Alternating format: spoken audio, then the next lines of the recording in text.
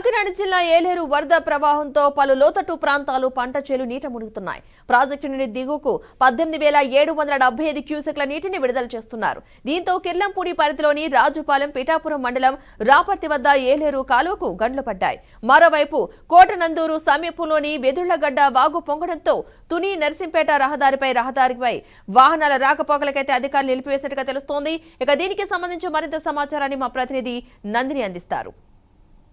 ఏలేరు ఎగువన కురుస్తున్న భారీ వర్షాలకు వరద నీరు అయితే చేరుకుంటుంది. ఈ నేపథ్యంలోనే ఇప్పటికే జిల్లా యంత్రాంగం అంతా అప్రమత్తమైందనే చెప్పాలి. 14,000 క్యూసెక్ల నీటిని అయితే విడుదల చేసే ప్రయత్నంలో అయితే అధికారులు అయితే ఉన్నారు.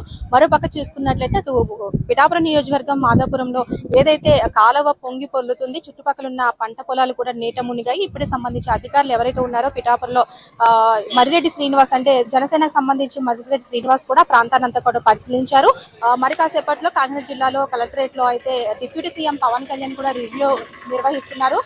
ఏ గ్రామాలు ఎఫెక్ట్ ఉంది, ఎంతవరకు నష్టం కలిగే అవకాశాలు ఉంటాయి, దీనిపై కూడా పూర్తి స్థాయిలో రివ్యూ కూడా చేయబోతున్నారు. ఇప్పటికే మనం చూసుకున్నట్టయితే ఈ ఏలేరు ప్రాజెక్ట్ కి సంబంధించి దాదాపు 10 మండలాలు అంటే 86 గ్రామాలకి దీని ఎఫెక్ట్ ఉండే అవకాశం ఉంది. కాబట్టి ఎక్కడ కూడా ప్రాణగాని ఆస్తి నష్టం కూడా కలగకుండా అధికారులు ముందస్తుగానే చర్యలు చేపట్టారు.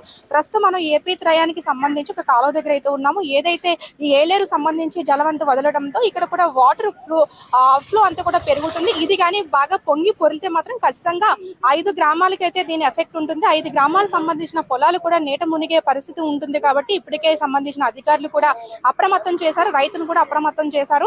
ఏదైతే ఇటు పిఠాపురం చూసుకున్నా, అలాగే జగ్గంపేట, ప్రత్తిపాడు, పిఠాపురం, కాకినాడ రూరల్ సంబంధించి ఎక్కువ గ్రామాలకైతే దీని ఎఫెక్ట్ అయితే ఉంటుంది.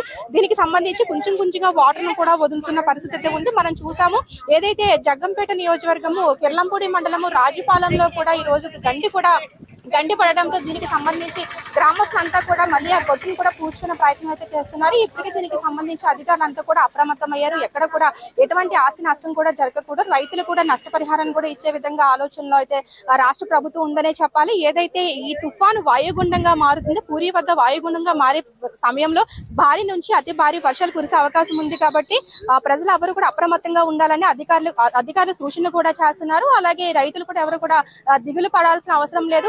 ఏదైతే నష్టపోయిన రైతులకు కూడా మేము భరోసా ఇస్తామని రాష్ట్ర ప్రభుత్వం కూడా చెప్తుంది. మరో పక్క చూసుకున్నట్లయితే అటు పిఠాపురం సంబంధించి పవన్ కళ్యాణ్ తాను ప్రాతినిధ్యం వహిస్తున్న పిఠాపురం నియోజకవర్గం అయితే మరీ ఘోరంగా తయారైందని చెప్పాలి. ఏదైతే ఈ దిగువన వదులుతున్న వాటర్ కి సంబంధించి నీరంతా కూడా శుద్ధ కాలువ కూడా పొంగి పొర్లుతుంది. ఆ చుట్టుపక్కల ఏదైతే కాలనీస్ ఉన్నాయో, లోతట్టు ప్రాంత కాలనీస్ కూడా నీట మునిగాయి. ఏ నిమిషంలో ఏం జరుగుతుందని కూడా గ్రామ ప్రజలు భయపడుతున్న పరిస్థితి కూడా నెలకొంది. అయితే ప్రజలందరినీ కూడా ఒక మనోధైర్యాన్ని తీసుకొస్తున్నారు. ఎవరు కూడా ఇబ్బంది పడద్దని, ముఖ్యంగా మత్స్యకారులు అప్రమత్తంగా ఉండాలని చెప్తున్నారు. వేటకు కూడా ఎవరు వెళ్ళొద్దని చెప్తున్నారు. ఆయా శాఖల సంబంధిత అధికారులు, ఎంఆర్ఓలతో సహా అధికారులంతా కూడా ఏదైతే ప్రభావిత ప్రాంతాలు ఉన్నాయో ఆ ప్రాంతాల్లో పర్యటిస్తున్నారు. ముఖ్యంగా సీజనల్ వ్యాధులు ఎక్కువగా ఉన్నాయి కాబట్టి ఎక్కడికెక్కడ వైద్య శిబిరాలు కూడా ఏర్పాటు చేస్తున్నారు. అయితే ఈ రోజు సాయంత్రానికి పూర్తి స్థాయిలో 14,000 క్యూసెక్లు విడుదల చేసే ప్రయత్నంలో ఎక్కడైనా ఏదైనా ఘటనలు జరిగినా కూడా వాడిని ఏ విధంగా మనము తట్టుకోవాలి, ఏ విధంగా ఎటువంటి ఆస్తి కానీ ప్రాణ నష్టం కూడా జరగకుండా ముందస్తు చర్యలు తీసుకోవాలని కూడా అధికారులు ఎక్కడికక్కడ అప్రమత్తమయ్యారని చెప్తారు.